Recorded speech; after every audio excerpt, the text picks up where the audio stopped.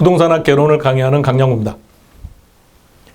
이번 시간에 우리가 함께 정리하고자 하는 내용은 이제 우리가 숙보기 특강을 시작하기 전에 부동산학 개론이라는 과목은 어떤 과목이고 그러다 보니 어떠한 내용들을 함께 다루어야 되는지 부동산학 개론에 관련된 OT를 함께 정리해 보도록 하겠습니다. 자, 먼저 부동산학 개론이란 무엇일까부터 한번 살펴봅시다. 여러분 주변에 계신 분이 여러분들에게 야, 너 중개사 공부한다고 하는데 부동산학 개론이라는 것은 뭘 하는 과목이야? 무엇을 배우지? 무엇을 다루는 과목이냐고 물어본다면 여러분들은 딱 한마디 부동산 투자에 대해서 공부한다라고 딱 말씀하시면 돼요.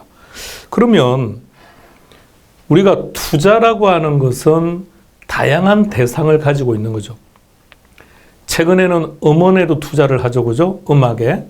음원에도 투자를 하게 되고 주식에도 하게 되고 그죠? 부동산도 있고 다양한 상품들이 있는데 우리 시험 범위는 부동산에 국한하고 있다는 얘기입니다. 그러므로 우리 시험 문제는 부동산에서 벗어나는 영역들은 다룰 이유가 전혀 없다는 얘기입니다. 따라서 부동산에 대해서 그런데 왜 부동산 가격은 해마다 상승하는 걸까요?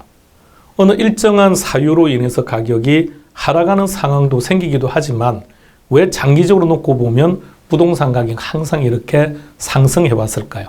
절대적인 원인은 부동산이 가지고 있는 특성이죠. 어떤 특성일까요? 그렇죠.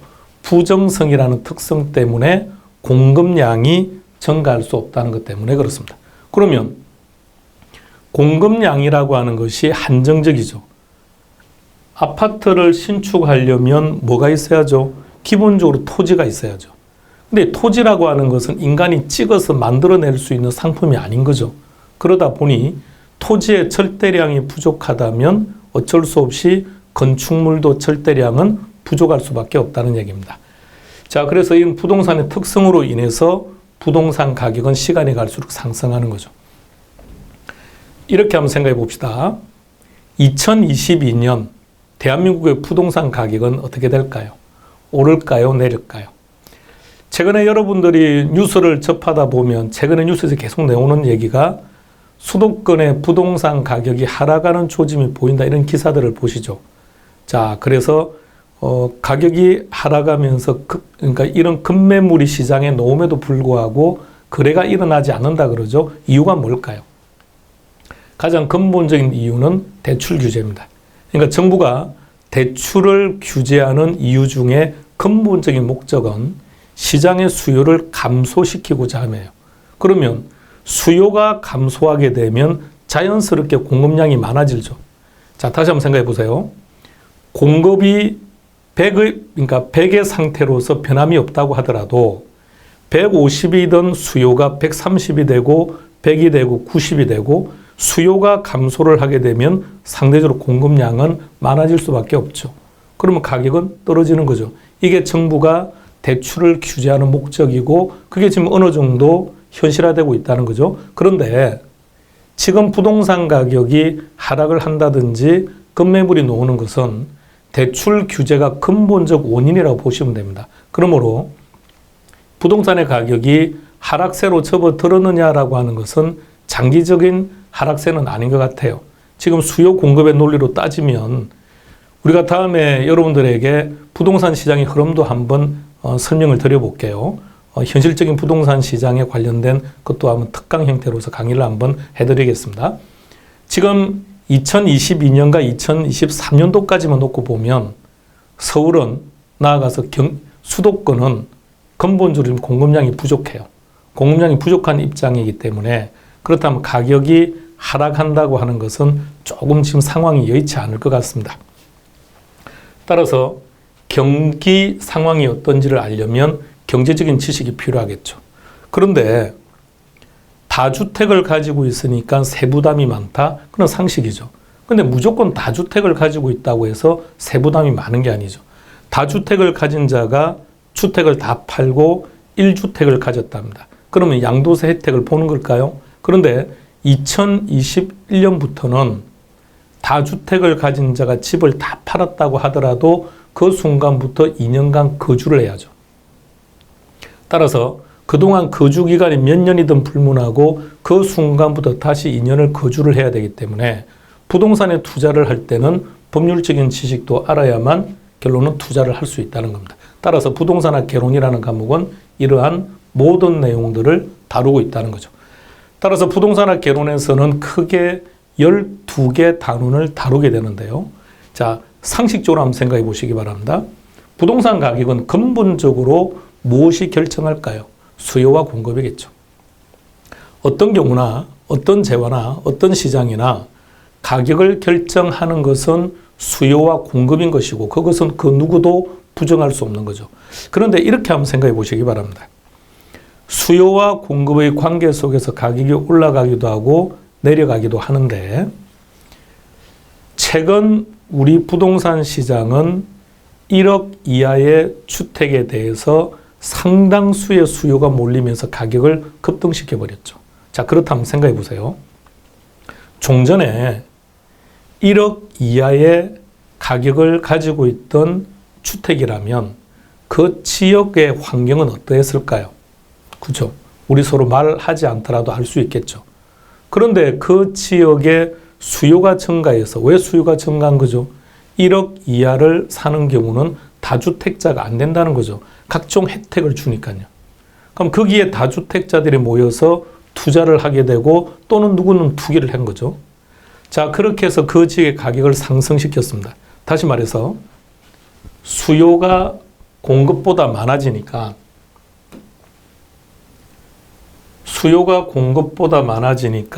가격이 상승했죠. 자, 수요가 공급보다 많으니까 가격은 상승했습니다. 자, 그렇다면 가치가 좋아졌을까요? 아니죠. 그죠?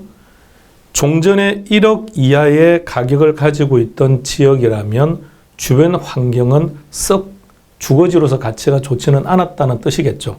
자, 그런데 그 지역의 수요가 증가해서 가격을 상승시켰다고 해서 가치가 좋아진 것은 아니라는 얘기입니다. 그러면 우리는 단순하게 가격을 보고 투자해서는 안 된다는 얘기죠.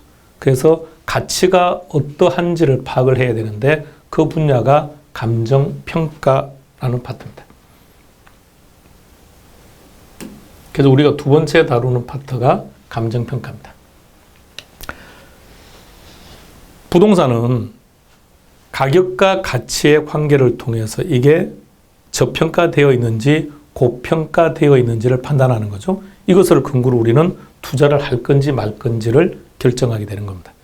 자, 그리고 생각해 보세요. 부동산은 근본적으로 가격이 비싸죠. 부동산은 가격이 근본적으로 비싸기 때문에 전적으로 자기 자본으로 투자를 하는 것보다는 대출을 받아서 투자하는 것이 가장 일반적이고 보편적인 투자 방식이죠. 따라서 금융이라는 게 중요합니다. 그러므로 정부가 대출을 규제하게 되면 이는 시장에서 부동산 가격에 즉각적 영향을 끼칠 수밖에 없다는 얘기죠. 정부가 어떠한 정책의 목표를 가지고 있느냐? 정부가 부동산 시장을 과열시켜서 물론 가격을 급등시키겠다라고 생각하는 정부는 없겠습니다만 부동산 시장의 경기를 활성화시키고 조금 더 과열을 시키겠다라고 한다면 규제를 완화하겠죠. 또는 그 반대적 입장이라고 한다면 규제를 강화하겠죠. 정부의 정책에 따라서 부동산 가격은 급격히 변하죠. 자, 지금 제시된 5개 파트의 제목을 한번 쭉 읽어보세요. 다시 한번 큰 소리로 읽어볼까요? 부동산학 개론 중에서 이 5개 단원이, 지금 보시는 이 5개 단원이 전체 개론에서 최근 10년 동안 출제 빈도율을 따지면 67.5%, 문항수로 따지면 27문항입니다. 우리 시험은 몇 점을 받으면 합격하죠? 60점이죠? 60점을 받으려면 40문제에서 몇 문제를 맞추면 됩니까? 그렇죠. 24문제죠. 그런데 이 5개 단원에서 27문항, 32의 시험에서도 마찬가지였습니다. 제일 여러분들이 관심 가지고 정리해야 될 단원들입니다. 자, 그런가 하면 부동산 경기 변동이 어떠한지도 알아야 되겠죠. 경기 변동에 따라서 우리가 투자를 결정하기도 하고 아니면 투자를 미루기도 하는 거죠. 부동산 시장의 상황도 알아야 되죠. 우리는 자, 칠판에 여러분들이 있는 이 그림을 잘 보시죠. 어떤가요? 위치가 좋나요? 그렇죠? 위치가 좋죠? 우리는 이런 것을 흔히 뭐라고 그러죠? 입지라는 말을 쓰죠. 입지. 건설회사 입장에서는 부동산을 개발해야죠. 건축을 하고 토지를 개간하고 건물을 짓고 팔고 그죠? 개발. 그리고는 이 부동산을 관리해야 되겠죠. 또 건설회사 입장에서 이 개발한 부동산을 팔아먹어야죠. 마케팅. 이 전체를 총괄하는 단원이 부동산학 총론입니다. 따라서 부동산학 개론에서 우리가 다루어야 될 영역이 전체 12개 단원입니다. 12개 단원 중에서 앞서 언급했던 5개 단원에서 차지하는 비중이 얼마가 된다고요? 67.5%예요. 최근 10년 동안 출제되었던 출제 비율을 한번 살펴보겠습니다. 1등이 감정평가입니다. 투자론, 출제 비율이 비슷하죠. 금융입니다. 부동산 정책입니다. 수요 공급입니다. 자, 이 5개 단원에서 출제된 비율입니다. 우리 시험에서 합격하려면 24 문항을 맞추면 되는데 5개 단원에서 출제된 전체 문항 수가 어떻게 된다고요? 27문항. 그러니까 이게 우리 입장에서는 가장 관심 가지고 집중해야 될 단원이라는 얘기입니다. 자, 기타 내용들 한번 볼까요? 총론입니다.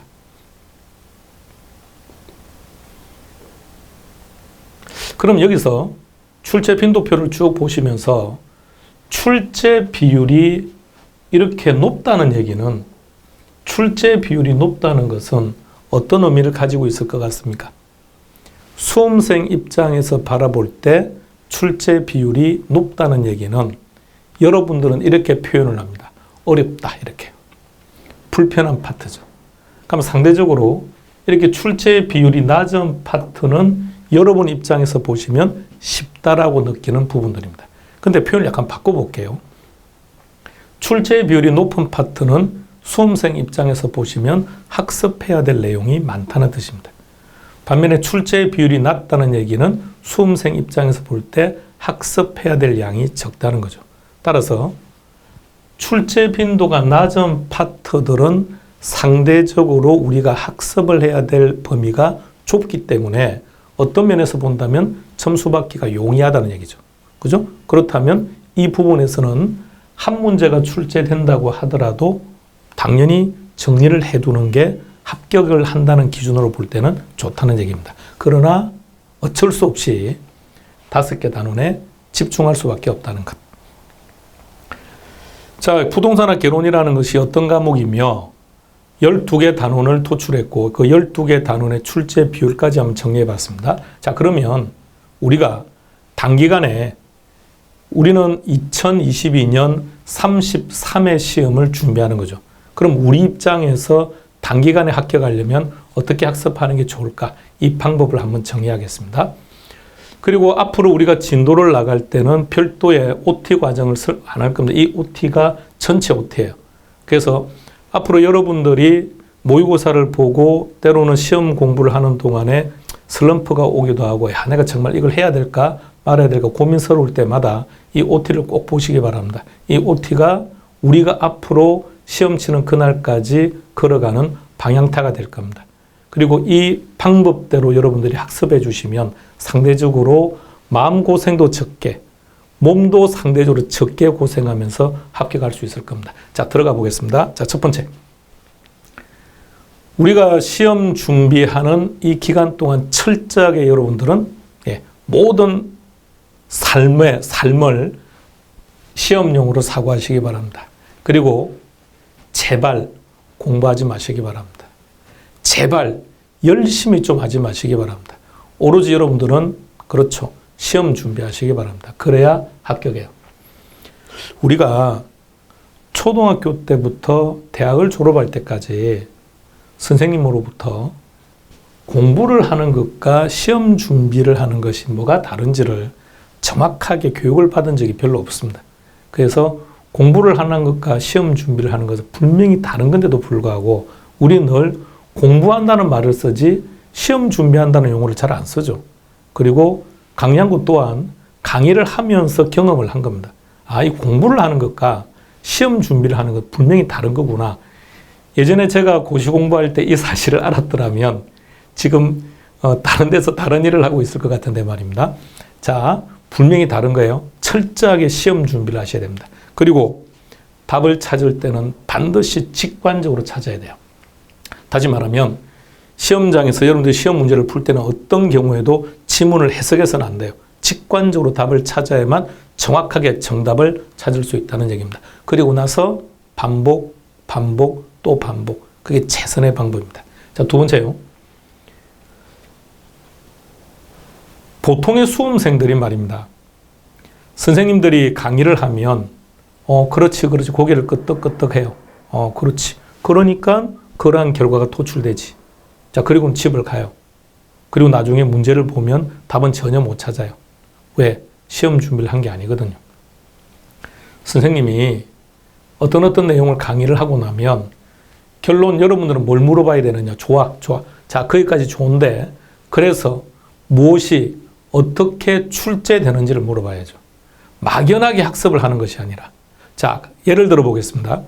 여러분, 우리가 아주 좋아하는 유명한 대한민국이 신봉하는 세종대왕께서는 몇 년도에 즉위했죠? 즉위했습니까? 몇 년도에 삶이 끝났습니까? 모르지 않습니까? 자, 왜 모를까요? 그렇죠. 그거는 시험 문제에 안 나왔으니까. 우리가 초등 때부터 세종대왕이 시험 문제에 놓으면 그분의 업적들에 대해서 물어봤지. 그죠? 그분의 나이가 어떠냐? 그분의 생긴 모양이 어떠냐? 이런 것은 안 물어봤죠. 다시 말해서 옳다 그러다는 지금 얘기를 하는 것이 아니라 우리는 지금 수험생이니까 철저하게 시험 준비하자고요. 그렇다면 문제가 어디에서 어떻게 출제되는지를 파악하자는 겁니다. 우리는 이것을 출제 유형이라고 말합니다. 이것이 시험 문제입니다. 그리고 정답은요, 직관적으로 찾아라고 했습니다. 그럼 정답을 직관적으로 찾기 위해서는 반드시 키워드를 기억하셔야 됩니다. 그리고 이 키워드가 정답입니다. 자, 2번과 3번을 근거로 해서 한 가지 여러분들에게 제시를 하고 들어가 볼게요. 우리가 앞으로 입지론을 다루게 될 텐데 입지론에는 상업입지론, 공업입지론, 농업입지론이라는 게 있습니다. 자, 그 중에 공업입지론에 대해서 한번 정리해 볼게요. 자, 공업입지론을 주장한 학자들은 많이 있겠지만 우리 시험 기준으로 딱 두 사람만 알고 있으면 돼요. 베버의 최소 비용 이론하고 레시의 최대 수요 이론입니다. 단어 그대로 해석하면 되겠죠. 베버는 비용이 가장 적게 들어가는 곳에 공장을 입지합시다. 그렇게 주장한 사람이에요. 반면에 레시는 수요자가 제일 많은 곳에 공장을 입지합시다라고 주장한 거예요. 자, 결론은 베버든 레시든 목적이 똑같죠. 기업은 이윤을 극대화하는 거죠. 그런데 이윤이라는 것은 수입에서 비용을 빼는 거죠. 그럼 기업의 목적이 이윤을 극대화하는 거라면 어떻게 하면 될까요? 수입을 극대화하든지 비용을 최소화하면 되겠죠. 연결해 보시겠습니까? 베버는 뭘 중시한 겁니까? 베버는 비용을 중시한 거죠. 반면에 레시는 수입을 중시한 거죠. 갑자기 앞으로 돌아가 버렸습니다. 자, 다시 내용요. 연결하시고요. 이렇게. 자, 그럼 기본 개념을 딱 잡아봐요. 자, 우리가 이제 여러분들과 함께 우리가 지금 학습하는 이 교재의 타이틀이 뭐죠? 숫복이죠. 왜 제목을 숫복이라고 지었느냐? 숫복이라는 타이틀은 20년 전에 지었습니다. 숫복이라는 제목을 지었던 이유는 일단 기본적으로 숲을 좀 보자는 거예요. 전체적인 개념.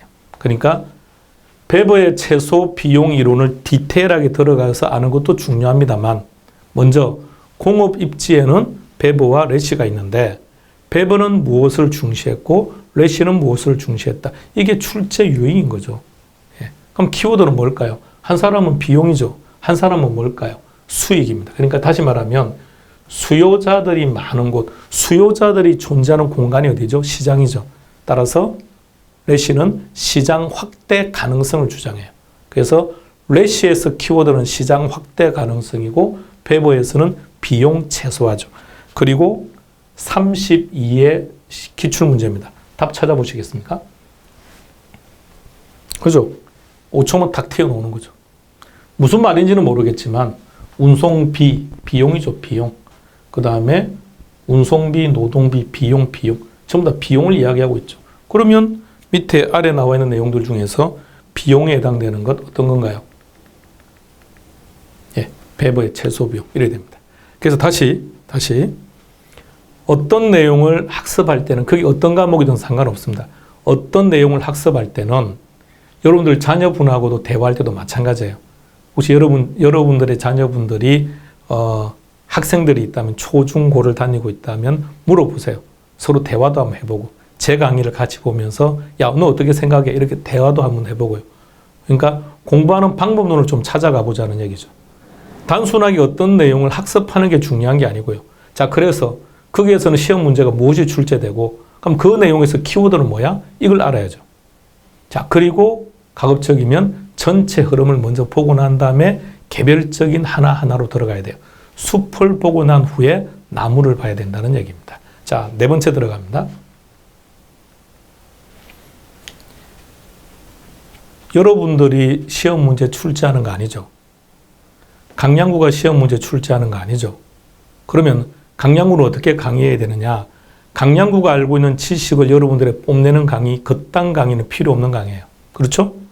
여러분들을 기준으로 학습해서도 안 돼요. 여러분이 하고 싶은 내용을 학습하는 것도 안 된다고요. 시험 문제는 출제자가 출제하는 거죠.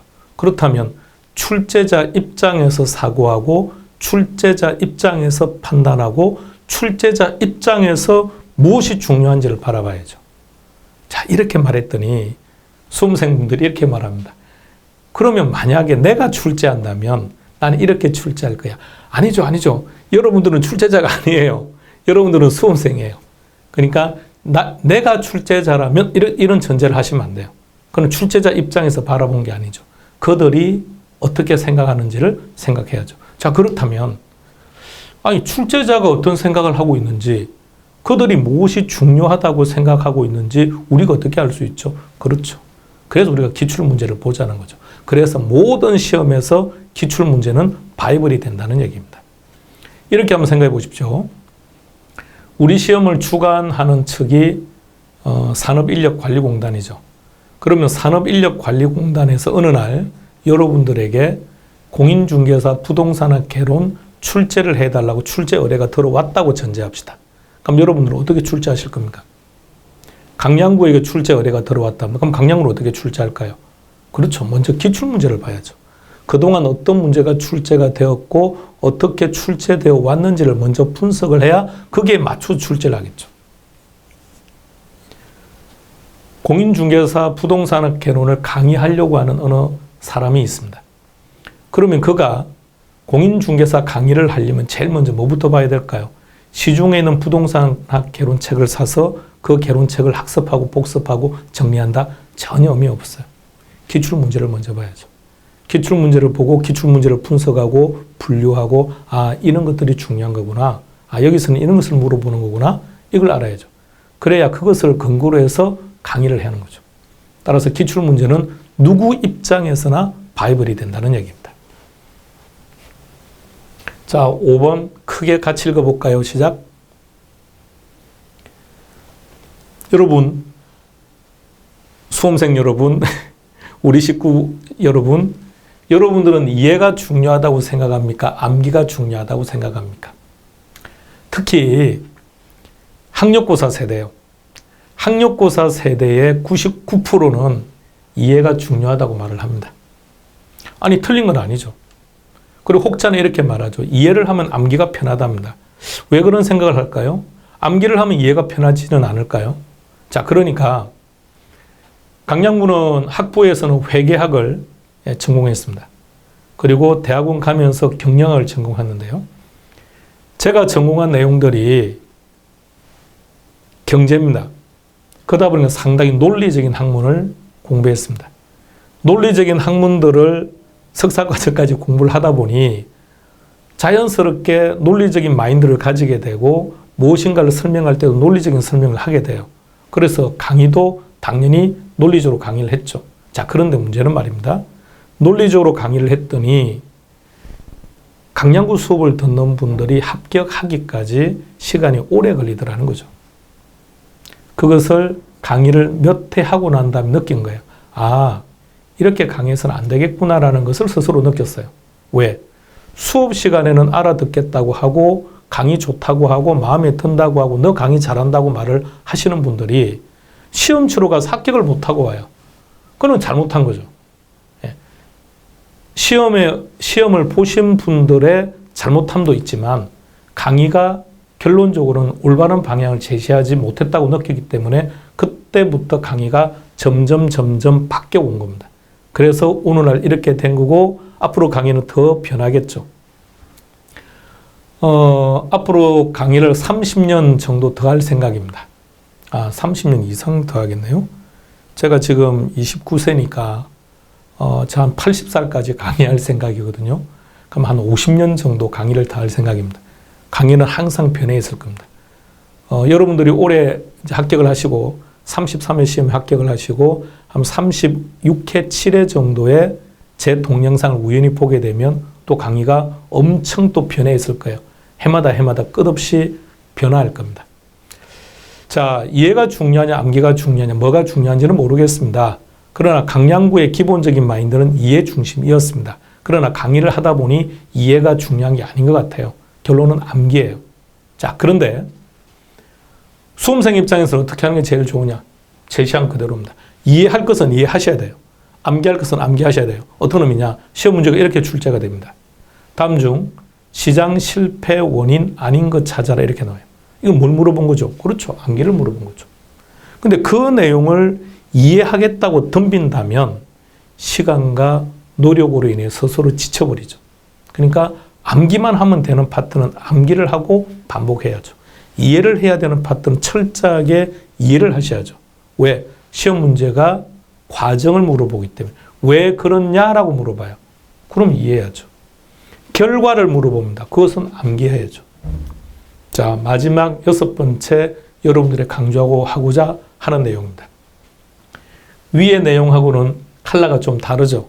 예. 그래서 뭔가 좀 더 강조하고자 함인데 시험과 관계없는 학습하지 말자입니다. 자, 이것도 사례를 통해서 한번 정리하고 가볼게요. 앞으로 우리가 투자론에서 다루게 될 텐데 현금 수지 측정이라고 하는 겁니다. 소득이득과 자본이득이라고 하는 게 있는데 자, 여러분들은 지금 건물도 많이 여러 채 가지고 있죠. 건물도 가지고 있고 자가도 가지고 있죠. 자, 그럼 이 건물을 가지고 있으니까 매월 일정한 임대료가 들어오죠. 임대수익을 소득이득이라고 말합니다. 근데 이 건물을 가지고 있다가 일정 기간이 지나서 처분을 하게 되면 양도 차익이 발생하겠죠. 그 양도 차익을 자본이득이라고 합니다. 그러니까 소득이득도 있고 자본이득도 있고 우리가 흔히 보통 우리 삶 속에서는 이런 용어를 잘 안 쓰죠. 그러니까 우리 삶 속에서는 임대수익, 양도 차익 이렇게 사용하는데 시험에서는 이렇게 사용한다는 거죠. 자, 구조를 한번 보시겠습니까? 자, 한번 전체를 보는 거예요. 전체 구조를. 한번 쭉 가능 총소득에서부터 세후까지 한번 쭉 보세요. 눈으로 쭉 구경하세요. 매도 가격에서 세후까지 쭉 구경하세요. 자, 그리고 전체 구조를 한번 느껴보세요. 전체 구조를 보니까 어떤 수익에서 무엇인가를 차감하면 그 다음에 수익이 나오죠. 또 무엇인가를 차감하니까 그 다음에 수익이 나오죠. 그죠? 그러니까 어느 특정한 수익에서 무엇인가를 빼면 그 다음에 수익, 빼면 그 다음에 수익, 빼면 마이너스의 구조를 가지고 있다는 얘기다. 그죠? 자, 전체 구조. 양쪽 다. 자, 그러면 자, 30회 기출 문제에서 무슨 말인지는 모르겠는데 동그라미 4번만 한번 보세요. 해석하려고 하지 마시고요. 무슨 말인지 모르겠는데 순에서 순 매각에서 무엇인가 미차감액을 차감했다. 일단 지금 현재는 뭔지는 모르겠는데 차감을 했대요. 차감. 마이너스를 했다는 얘기죠. 마이너스를 했더니 무엇인가 나왔대요. 자, 그 다음에 3번을 보세요. 3번. 순에서 부채를 가산했더니 가산은 더한다는 거죠. 그죠? 방금 우리가 전체 구조가 어땠죠? 전체 구조는 빼고 이런 거죠. 가산이 아니라 차감한다고 해야죠. 답은 3번입니다. 자, 다시 앞으로 가볼게요.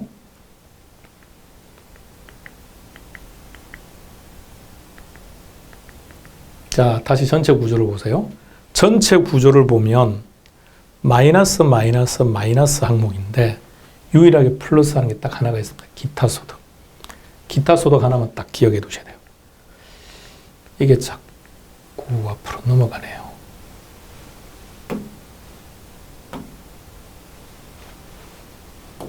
자, 전체적으로 차감하는 딱 한 가지. 기타 소득만 플러스입니다. 그러면 여러분 중에 경험이 계시거나 아니면 처음 하시는 경우도 우리 시험에 이렇게 놓은 적이 있거든요. 블랭크 어딘가에 블랭크를 해놓고 무엇이 들어가면 됩니까? 라고 출제한 적이 2번 있습니다. 그러다 보니까 강의를 하는 사람이든 수험생이든 어떻게 공부하느냐? 가공기유 첫 글자를 따서 공부하죠. 개론에서는 말입니다. 개론에서는 2문자를 따서 정답을 찾을 수 있는 문제가 실제 시험장에 가면 단 한 문제도 없습니다. 가끔 한 문제 정도가 등장할 수는 있는데 그 한 문제를 맞추기 위해서 2문자를 얼마나 많이 딴다? 그런 거 하지 마시기 바랍니다. 전체 구조를 딱 봐요. 암기할 만한 게 하나도 없습니다. 그럴 필요가 없죠. 자, 추가로 하나 더 본다면 자, 양쪽에서 순자 들어간 거 보세요. 순자가 들어가는 수익은요. 그 위에 있는 수익에서 비용을 빼면 돼요. 그죠? 순자가 들어가는 경우는 그 위에서 비용을 빼면 됩니다. 그래서 우리는 이렇게 기억할 거예요. 순 땡땡이란 그죠? 비용 차감. 이렇게. 그 다음에 세전을 양쪽으로 같이 한번 볼까요? 세전을 구하려면 그 위에 있는 수익에서 부채를 빼면 돼요. 그러니까 2번째 세전 땡땡 그러면 이렇게 부채 차감. 결국은 이렇게 기억하고 끝날 겁니다. 그러니까 2가지 형태를 기억하자는 거죠. 현금 수지 측정에서는 전체 구조를 보니까 무엇인가를 빼면 그 다음 수익이 나오더라는 것 하나. 그런데 유일하게 마이너스가 아니라 플러스하는 가산하는 항목이 하나 있더라. 그게 뭐라고요? 기타 소득. 다른 말로 표현하면 영업 외 수익이라고 말합니다. 그거 하나가 있다. 그거 하나 기억하시고요. 자, 2번째는 순자가 뜨면 비용 차감. 그죠? 세전자가 뜨면 부채 차감. 그거 한 세트 묶어놓고 그 2가지만 정리하고 있으면 돼요. 자, 이건 왜 지금 설명했느냐? 보세요. 이 내용을 설명한 이유는 자, 이것 때문이었습니다. 6번을 다시 보세요. 시험과 관계없는 거 하지 말자고요. 그러니까 가공기유 이렇게 외우지 말자고요. 그렇게 외워서 그게 무슨 의미가 있냐고요. 모든 파트 다 마찬가지예요. 시험장에 가서 써먹지 않을 거면. 자, 그런데 수험생분들은 가공기유 첫 글자 따서 문제 풀 수 있습니다. 왜? 댁에서 혼자서 그렇게 해서 풀면 답을 찾아내고 놓고 좋죠? 답을 찾아낼 수 있다고요. 자, 시간을 확인해 봐요. 2분, 3분이 걸려서 답을 찾았다. 그러면 하면 안 되죠. 어떤 경우도 1분을 넘어가는 문제는 풀어야 될 이유가 전혀 없습니다. 합격에 전혀 도움을 주지 못합니다. 그래서 평소 우리는 답을 찾는데 40초 안에 답을 찾는 연습을 꾸준하게 하셔야 돼요. 여러분 중에서 현장에서 시험을 본 경험이 계신 분은 느낄 겁니다. 결론은 말입니다. 결론은 이렇게 학습을 해서 기본적인 지식이 있어야 하는 것은 기본이고 시험장에서 결론은 제일 중요한 게 합격에 제일 중요한 게 뭐냐? 누가 시간을 지배하느냐는 얘기예요. 시험장에서 문제를 펼쳤는데 1번 잘 모르겠다. 2번 나 한 적도 없다. 이렇게 하게 되면 멘탈이 흔들립니다. 그럼 그 다음에 아는 문제, 쉬운 문제가 있어도 다 틀려버립니다. 결론은 시간을 지배하는 사람. 그래서 평소에 늘 40초 안에 답을 찾는 연습을 꾸준하게 하셔야 돼요. 그렇게 해야만 시험장 갔을 때 충분히 원하는 점수를 받아낼 수 있다는 겁니다. 그렇다면 40초 안에 답을 찾으려면 앞서 말했듯이 직관적으로 답을 찾지 않는다면 힘듭니다. 그래서 항상 직관적으로 답을 찾는, 딱 보면 이 녀석이 답이야. 이렇게 할 수 있도록 학습해야 된다는 얘기입니다. 그리고 여러분들에게 지금까지 설명한 것이 앞으로 여러분들이 시험 치는 그날까지 방향타가 될 겁니다. 그래서 1년 공인중개사 자격증을 치러 가는데 1년이 걸렸다. 엄청나게 짧은 시간입니다. 엄청나게 짧은 시간에 합격한 거예요. 그러나 1년이라는 시간은 무진장 긴 시간입니다. 그러므로 32에 시험을 치는 그날까지 순간순간 슬럼프도 올 것이고요. 순간순간 내가 과연 이것을 해야 될까 말아야 될까 고민스러운 날도 올 거고요. 그때마다마다 지금 여러분들에게 설명하는 이 OT를 꼭 보시기 바랍니다. 그리고 이 OT가 여러분들이 합격하는데 분명 방향타가 될 거라고 장담할 수 있습니다. 그리고 이 OT에서 제시하는 방향으로 걸어갑시다. 그게 최선의 방법입니다. 여러분들은 33회 시험 문제를 준비하니까 32회 문제가 어떻게 출제되었는지를 하나 정리하고요. 자, 저하고 강양구에게 질문사항이 있거나 또는 제가 여러분들에게 뭔가 자료를 전달할 사항이 있을 때는 밴드와 유튜브에 정리를 해 놓을 테니까 필요한 내용들을 활용할 수 있도록 하시고요. 32회 시험 문제를 한번 볼게요.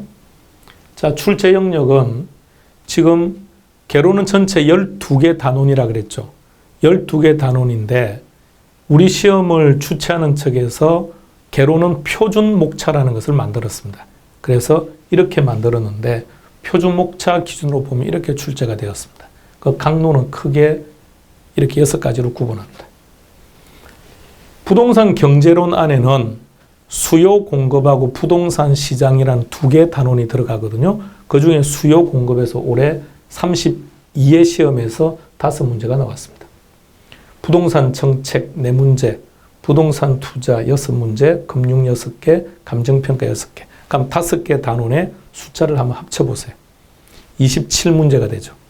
그래서 27문항이 여전히 출제되었습니다. 그러면 일단 정해진 것은 아닙니다만 기본적으로 5개 단원에서 27문제가 출제가 되는데 단 그 5개 단원 중에 어느 특정한 단원의 문항수가 많아졌다면 5개 단원 중에 어떤 쪽의 문항수가 적어지거나 그런 변화는 있겠지만 5개 단원이 기본적으로 이렇게. 그런데 이 5개 단원에서 가장 적게 출제되었을 때가 24문제가 출제되었습니다. 그럼 24문제가 출제되더라도 60점이다. 그죠? 제일 많이 출제되었을 때가 30문제입니다. 그러니까 이 5개 단원하고는 아주 친숙해질 수 있도록 학습하시기 바랍니다.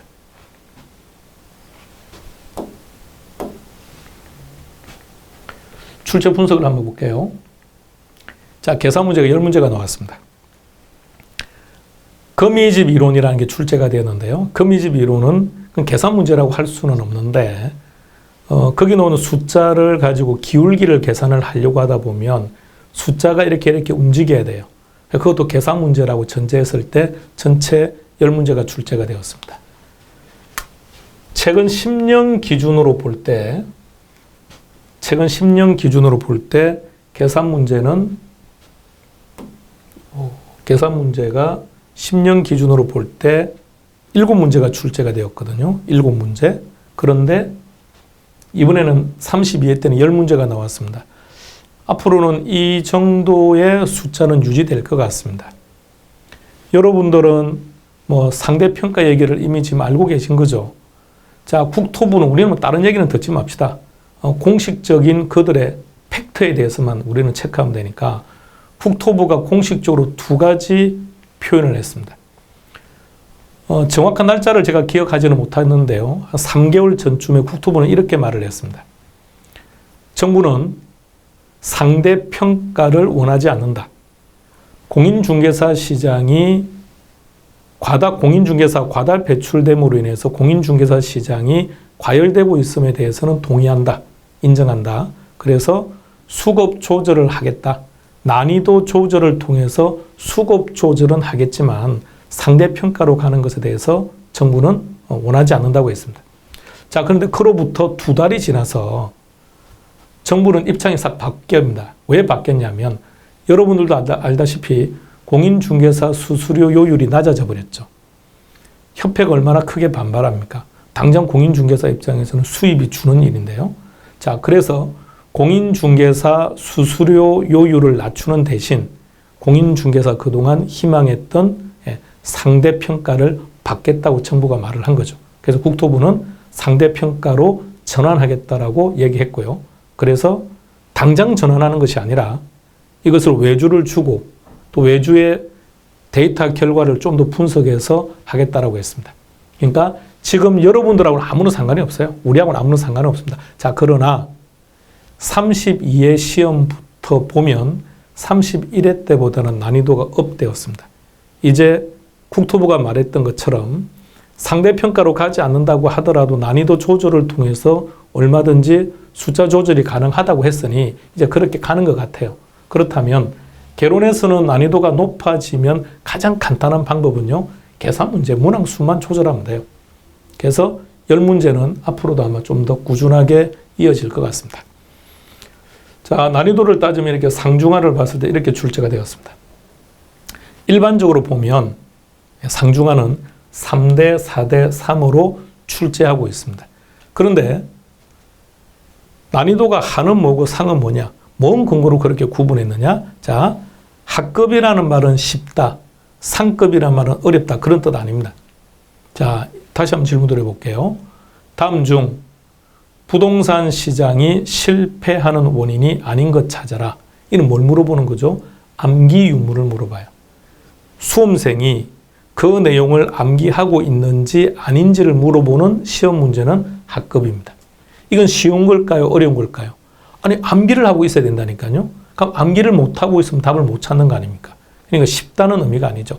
암기 유무를 물어보는 겁니다. 반면에 중급은 이해하고 있는지를 물어보는 거죠. 상급 문제는 그렇죠. 응용을 하는 거죠. 그래서 힘들다는 얘기입니다.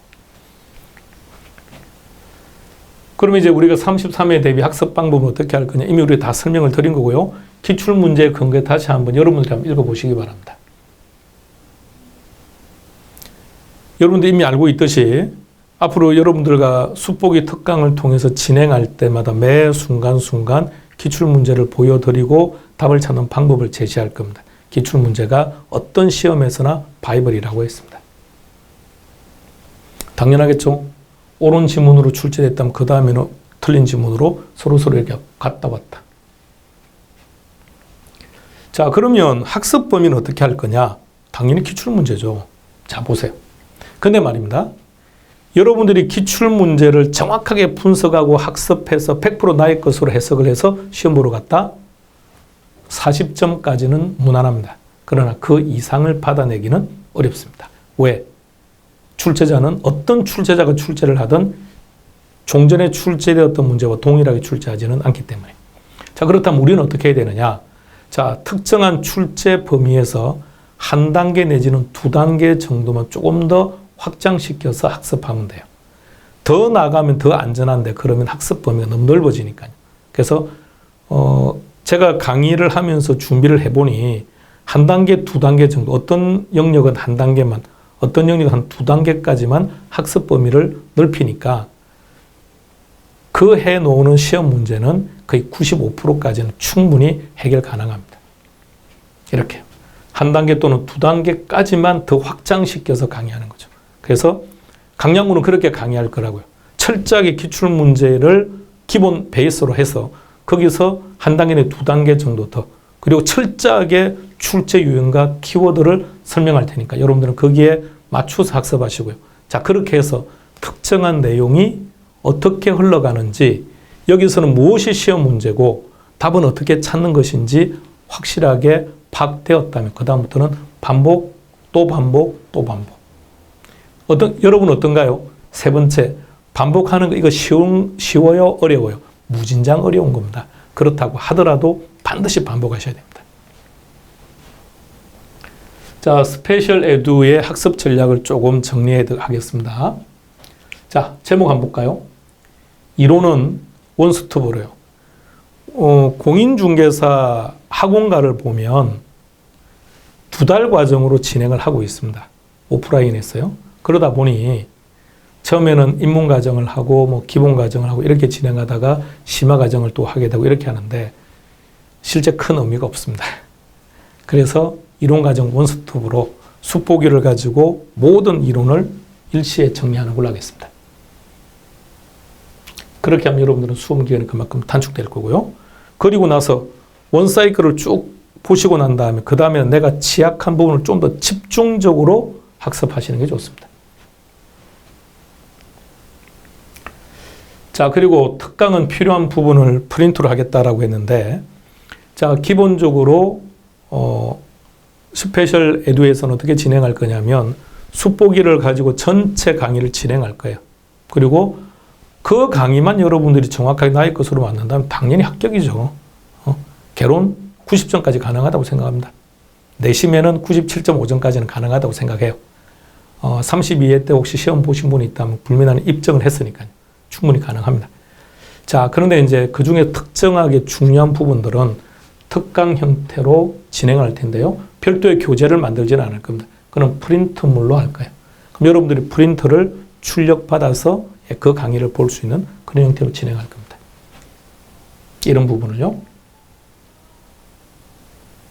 자, 이렇게 특강을 진행할 거고요. 자, 세 번째, 지역 특강을 할 겁니다. 그러니까 지역 특강을 한다는 얘기는 우리는 지금 랜선으로 만나고 있죠. 랜선으로 만나다가 일정한 시점이 되면 저희들이 지역으로 갈게요. 그래서 현재 계획은 강양구하고 민희열쌤하고 1차죠.